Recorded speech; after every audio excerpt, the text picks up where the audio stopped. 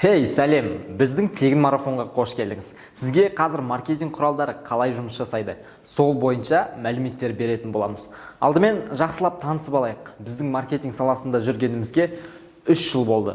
300-ге жуық компанияларға консультация беріп, көптеген компаниялардың айлық табысын 1 миллион теңгеден асырдық. Қазір оны сіздерге көрсететін боламыз. Олай болса, кеттік. Деколлы ерлер аяқ киімі қазіргі кезде айлық табысы 2 миллион теңгеге жетті. Негізгі воронкасын жасап, күніне 342 номерден түсіріп отырдық. Оның нешеуі сатып алды деп ойлайсыз? Тағы айта кететін жағдай, жарнама сапасын өлшейтін конверсия түсінігі бар. Сол конверсия кемінде 6% жоғары болуы керек. Біздің конверсия 10% жоғары болды. Келесі компаниямыз ол Салам Инстаграм курсы. Бұл Инстаграм арқылы клиент табуды үйрететін курс.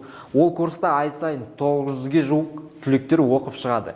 Қазіргі таңда 3 ағым өтті. Сол 3 ағым бойы жарнамасын жасап, 2000 номерден түсіріп отырдық. Қазіргі 4-ші ағымға 7000-нен астам номер түсірдік.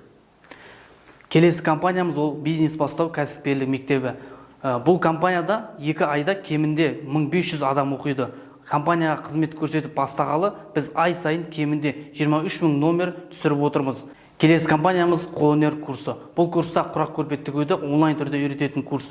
Bir айда осы компанияға клиент әкелу арқылы 1 700 000 теңгеге таза табысқа шығардық. Бұл 4 компанияда айлық табыстары кем дегенде 1 миллионнан асады. Әрине, бұдан басқа компаниялармен жұмыс жасап жатырмыз. Мысалы, ғаламат жылдам оқыту мектебі, онлайн физика оқыту мектебі. Әрине, клиент әкелудің өзінің технологиясы бар. Біз бизнестің маңызды жері, яғни тетігін ұстап алдық. Ал енді маңызды деген маркетинг құралдарымен таныс болыңыздар. Дайын клиент әкелетін құралдардың бірі ол контекстік жарнама. Контекст жарнама дегеніміз не? Қарапайым тілмен айтқанда, сіздің жарнамаңызды Google-дан іздеген кезде алдыңғы қатарға шығарып беру. Ал ол контекстік жарнама Google AdWords программасы арқылы жасалынады. Google AdWords тек қана іздеу жүйесіндегі жарнама емес, яғни КМС, сосын видео жарнамасы бар. Сол Google AdWords арқылы 3 жарнама жасалады. Олар міне айтып өткендей, іздеу жүйесіндегі жарнама және де КМС, сосын видео жарнама. Видео жарнама дегеніміз ол YouTube-қа берілетін жарнама. Ал енді осыларға жеке-жеке тоқталып өтейік. Іздеу жүйесіндегі жарнама. Оны өзіңіз білесіздер, Google-дан іздеген кезде шығарып беретін жарнама. Ол сіз қойған арнайы кілт сөздер арқылы жасалады. Мысалы, ворота в Алматы, ворота деген сияқты, сол сияқты кілт сөздер арқылы жасалынады. Мысалы, сіз телефон алғыңыз келді. Сразу не істейсіз? Бірінші Google-ға кіріп, характеристикасын қарайсыз. Сол жерде сіздің жарнамаңыз бірінші шықса, сол клиент сізден сатып алады. Екінші жарнама. Ол КМС. КМС дегеніміз баннерлік жарнама. Мысалы, сіз көптеген бір сайттарға кірсеңіздер, байқайсыз ба? Оң қапталдан, сол қапталдан, астыңғы қатардан шығып тұратын жарнаманы КМС деп атаймыз. Ол да тек қана сіздің суретіңіз ғана болады, және де бір кішігірім тақырыпша болады. Ол тақырыпша арқылы сіздің сайтыңызға өтеді. Сол арқылы жасалатын жарнама ол КМС деп аталады. Үшінші жарнама ол жаңа өзім айтқандай видео, YouTube-қа берілетін жарнама. Оның 2 түрі бар. Дисплей жарнама және инстрим деп аталады. Дисплей жарнама дегеніміз ол YouTube-қа кіріп келген кезде сізге ұсыныс ретінде шығып тұратын жарнама, сосын іздегенде поисковиктен YouTube-та іздейсіз ғой, сол уақытта шығатын жарнаманы дисплей жарнама деп атаймыз. Ал екінші түрі ол инстрим деп аталады. Инстрим дегеніміз сіз видео қарап отырсыз, сол уақытта сізді пропустить деп сізді ұстап қалады 3-4 секундтай. Сол жарнаманы инстрим жарнама деп атаймыз. Инстрим жарнамасы қалай жұмыс жасайды? Мысалы, сіз инстрим жарнамасын бердіңіз. Ол сіздің клиентіңізге пропустить болып сол жарнама шықты. Ол кісі сіздің видеоңызды көріп отырып, пропустить деген батырманы баспай, ары қарай ұзақ көретін болса, онда сізден 7 теңгені алып қояды. Ал егер сізден пропустить деген батырманы баспай, өзінің видеосын көріп кететін болса, онда сізден ешқандай ақша алмайды.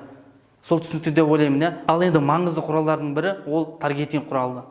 Таргетинг қазақша аударғанда дәлдеу, орысша цель деп аударылады. Яғни өз клиентіңіз телефонын алып, Инстаграмда отырған кезде алдынан дөп етіп шыға келесіз. Осы Инстаграмда лентада және де стористе реклама деген жазуы барлар бүкіл посттар ол таргеттік жарнаманың нәтижесі болып табылады. Негізі таргетингтің официалды түрде анықтамасы бар, бірақ ол анықтаманы қанша оқысам да түсіне алмадым.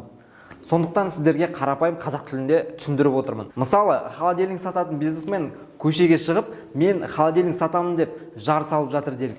ол әрі кетсе 30-40 адамға айғайлап түсіндіре алды. И то соның ішіндегі жартысы ол кәсіпкерді жынды біреуде ойлап қалуы әбден мүмкін. Ал дәл сондай холодильник сататын тағы бір кәсіпкер таргетинг жасап 5.000, 10.000, тіпті 100.000-даған адамдарға өз жарнамасын көрсете алады. Яғни таргетинг арқылы бүкіл Қазақстан қалаларына, тіпті бүкіл әлемге сатып отыра береді.